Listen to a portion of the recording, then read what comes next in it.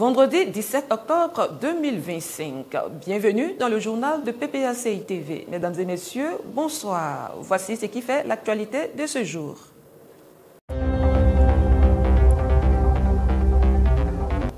Répression des manifestations pacifiques en Côte d'Ivoire. Amnesty International interpelle le gouvernement ivoirien.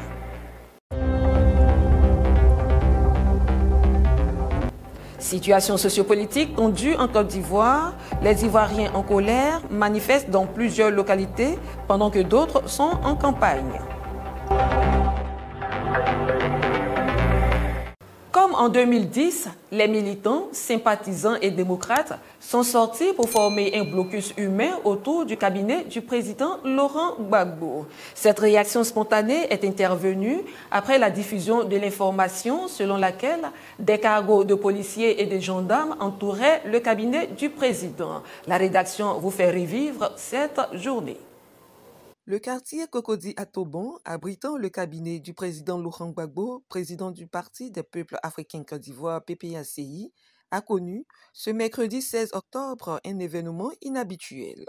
En effet, pendant que le président du PPACI présidait une réunion du Conseil stratégie et politique, élargie aux présidents d'organes et commissions, plusieurs véhicules de la gendarmerie et de la police pointaient à proximité de son bureau.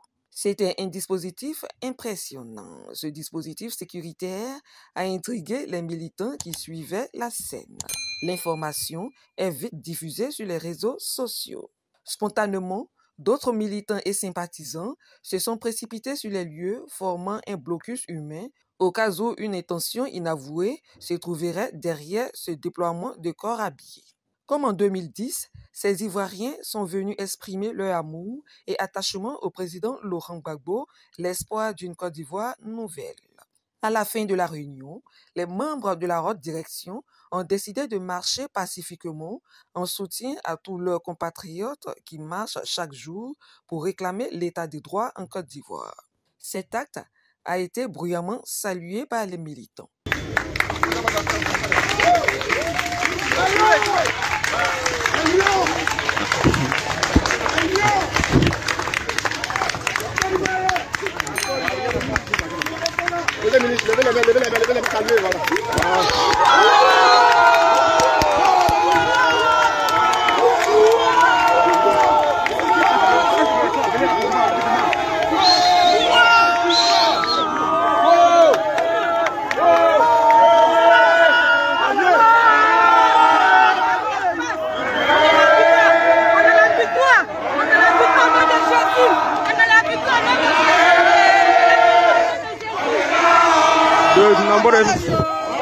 Les militants sont déjà à l'entrée de la cité pour attendre la sortie des cartes.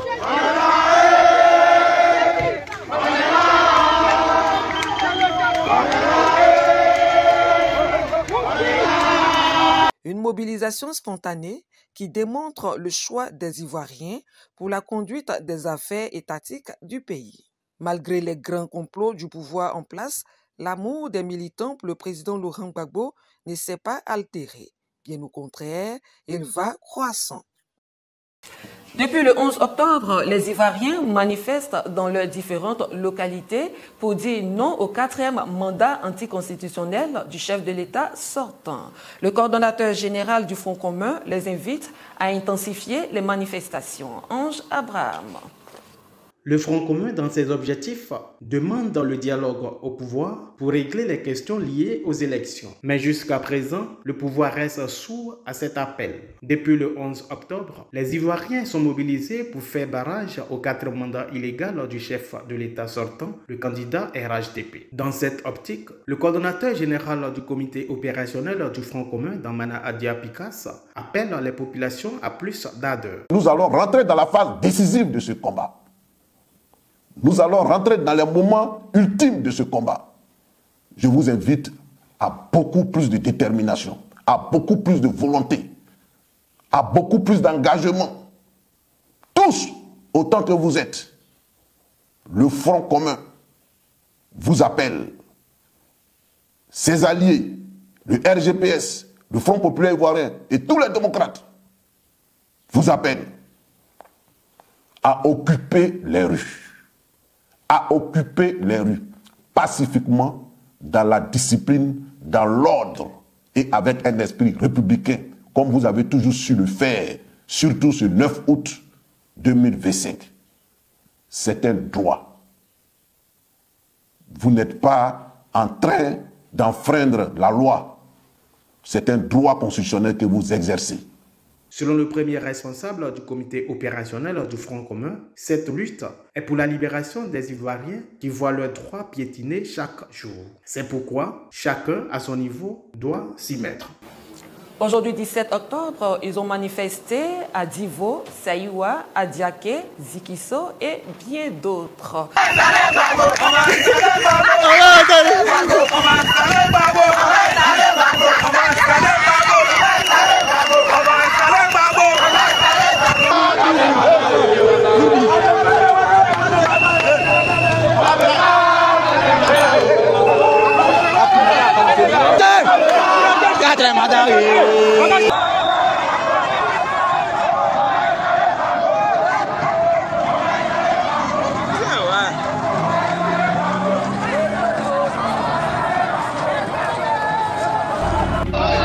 Donc, ce que vous voyez, c'est un Nayo. C'est la toute-petite de Nayo. C'est pour dire non au 4e mandat de Ouattara. Ce matin, la population est sortie. Voilà. La population est sortie pour dire non au 4e mandat. Voilà. Je vous avais balancé tout à l'heure des images. Et ce que vous voyez encore là. Voilà. Ce que vous voyez là. Les images. Nous sommes à Nayo. Non au 4e mandat anticonstitutionnel de Ouattara. Nous n'en voulons pas. Voilà.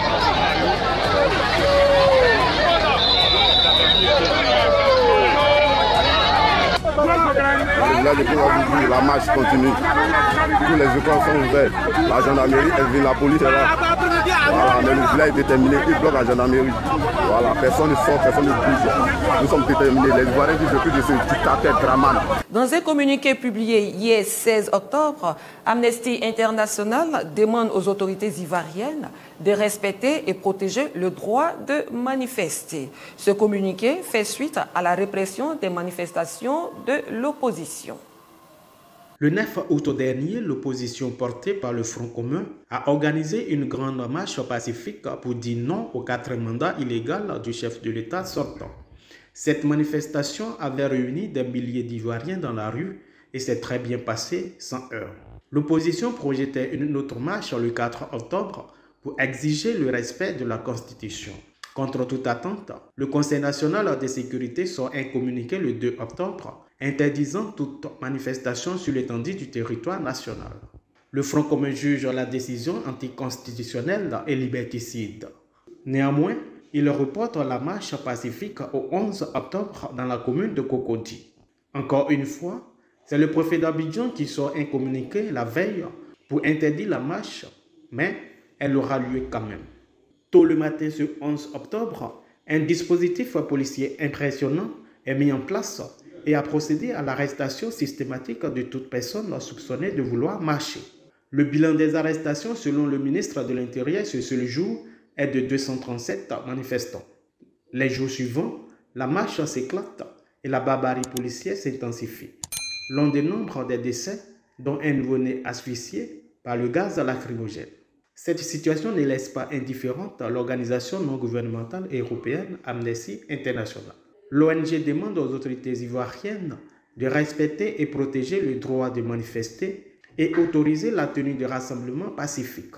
Pour Amnesty International, le recours à des interdictions générales des manifestations montre que les autorités ivoiriennes échouent à respecter le droit à la liberté de réunion pacifique. De telles interdictions générales sont présumées disproportionnées et violent des dispositions du pacte international relatif aux droits civils et politiques et de la Charte africaine des droits de l'homme et des peuples, tous deux ratifiés par la Côte d'Ivoire. C'est pourquoi l'ONG demande que toute personne détenue pour le simple fait d'avoir exercé pacifiquement ses droits humains soit libérée immédiatement. Le pouvoir déjà en campagne pour un forcing en vue de son 4e mandat aura-t-il des oreilles pour entendre ces interpellations? Le temps nous le dira. Le président du groupe parlementaire PPACI, Hubert Oulaye, a conduit une délégation au domicile du Premier ministre Afi N'Guessan le mardi 14 octobre dernier. Cette délégation était porteuse d'un message de soutien du président Laurent Gbagbo.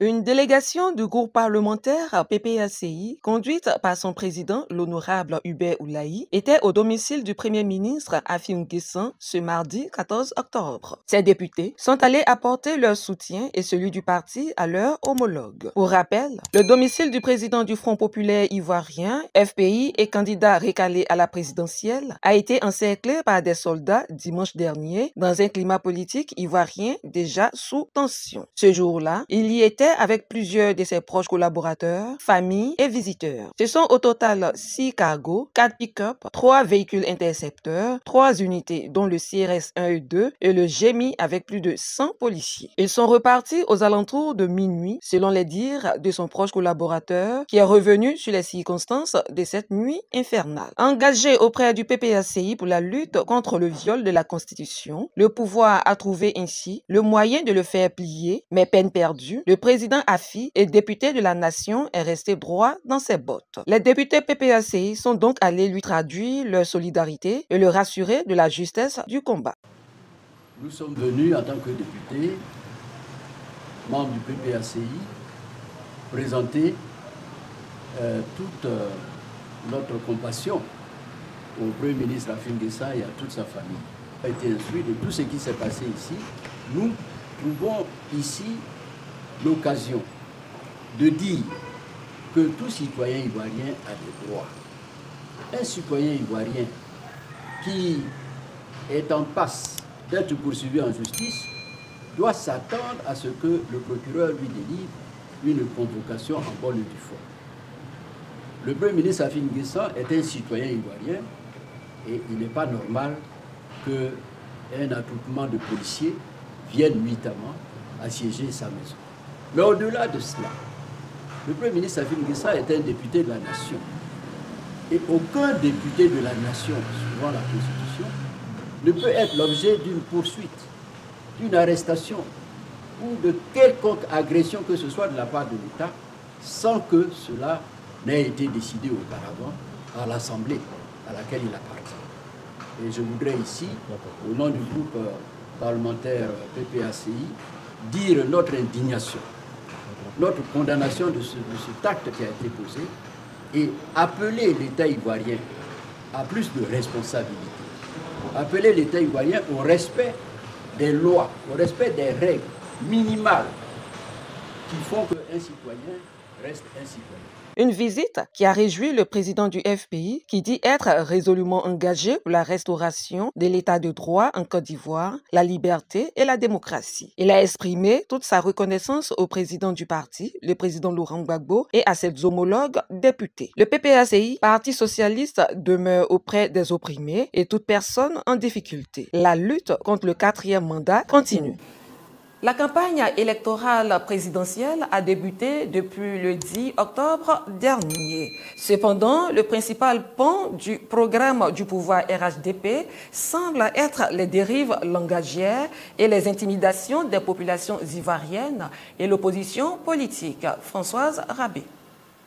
La démocratie est un régime politique où la souveraineté appartient au peuple, qui l'exerce soit directement, soit par l'intermédiaire de représentants élus. Nous parlons alors de choix du peuple. Un choix qui intervient à travers une élection présidentielle ou une élection législative, selon le régime choisi. Le régime choisi en Côte d'Ivoire est un régime présidentiel. Le président de la République est élu au suffrage universel pour un mandat de 5 ans renouvelable une fois. Alassane Ouattara, président de la République de Côte d'Ivoire depuis 2011, est candidat pour un 4e mandat illégal après avoir achevé un 3e mandat tout aussi illégal de 2020 à 2025. Ce 4e mandat, les responsables du RHDP peinent à l'expliquer aux différents militants et même ceux qui se disent du RHDP. Depuis quelques jours, dans toutes les régions de la Côte d'Ivoire, nous constatons les dérives langagières. Des responsables du parti de la case, chantage tribal, chantage émotionnel, menaces à peine voilées, de l'ex-premier ministre Patrick Hachi dans la région de Lamé, au ministre Amédée Kouakou, en passant par la ministre d'État Anne-Désirée Oloto Lamizana. Le refrain est le même. Si vous ne votez pas à cadeau. Il va gagner. Mais s'il gagne, vous n'aurez rien. Est-ce à dire que le développement d'une région X est conditionné au nombre de voix qu'il apporte au candidat du RHDP depuis 15 ans maintenant? Est-ce à dire que le contribuable ivoirien qui paye ses impôts et ses redevances ne pourra en aucun cas bénéficier des retombées de ses efforts s'il ne vote pas le candidat du RHDP? Sommes-nous retournés au parti unique? Tout porte à croire que oui. Les responsables du RHDP désirent amener les Ivoiriens à une pensée unique, celle de l'adoration et de la vénération du candidat du RHDP. Le candidat du RHDP qui se réclame à oufouettiste et qui ne semble pas être dérangé de la présence de plusieurs enfants de la Côte d'Ivoire en exil politique, alors même que la constitution ivoirienne l'interdit. Le président du PDCI-RDA, le ministre Cheikh Tidiane Thiam, le député Bridomi Soumaïla, membre du bureau politique du PDCI, l'ex-ministre Soro Guillaume, l'ex-ministre Afoussiata Bamba Lamine, le docteur Bogassako Gervais, tous sont en exil politique. Avec eux, plusieurs autres fils et filles de la Côte d'Ivoire en exil partout dans le monde. Les populations votantes font face aux responsables qui ne désirent qu'une chose depuis 15 ans maintenant: garder leur position auprès de leurs leaders afin de continuer à appauvrir la population de leurs régions respectives. En Côte d'Ivoire, désormais, l'on ne peut plus réfléchir seul. Le développement est conditionné au nom du candidat du RHDP. Les villages, villes et régions sont embrigadés. Trop, c'est trop. La démocratie tant voulue, désirée et faite par le président Laurent Gbagbo est prise en otage aujourd'hui par le pouvoir RHDP, avec des dérives langagières méprisantes sur un ton autoritaire et arrogant. 15 ans que cela dure. Il est temps de dire trop, c'est trop.